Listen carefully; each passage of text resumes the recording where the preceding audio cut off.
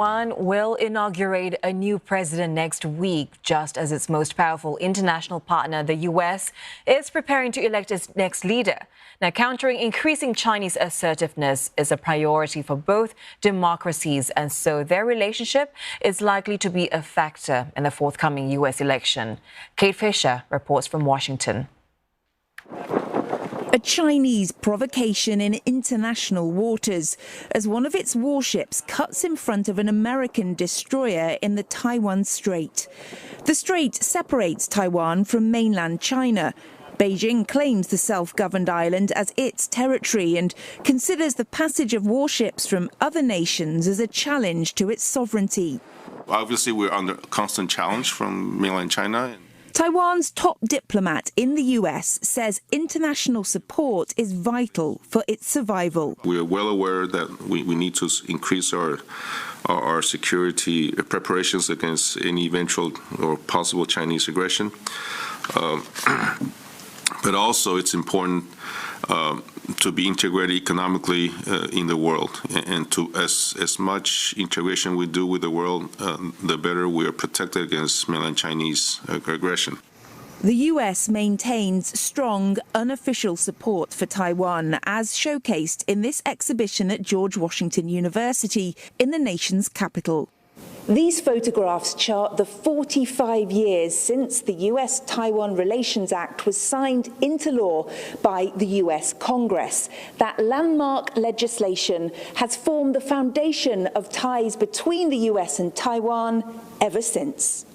The unofficial relationship continues to expand with deep links economically and strategically. But the US remains steadfast with its one China policy and is against Taiwan independence.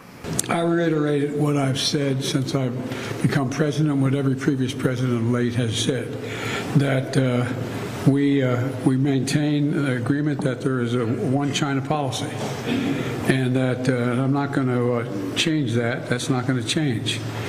That status quo is likely to continue, according to some analysts. I think things are okay because I think that Vice President Lai, soon to be President Lai, understands that wherever his heart may be and wherever his past may have been on the issue of Taiwan independence, it's a non-starter for the United States, in the sense that if it were simply declared or actively promoted, it would lead to a crisis that we just don't need. And we're going to make America great again. The US's presidential candidates are unlikely to want such a crisis to contend with either, as they try to increase their support. For the United States of America. I don't really feel like the American people are in a bloodthirsty mode, and if it's explained to them that promoting Taiwan independence would increase the risks of war, as I think it surely would, I don't really think that's going to be an issue that appeals to them, or a message from a presidential candidate that would win their vote. A bipartisan meeting of Republicans and Democrats. But containing China tends to be one of the few areas of bipartisan policy agreement in Washington, meaning that US support for Taiwan is likely to continue,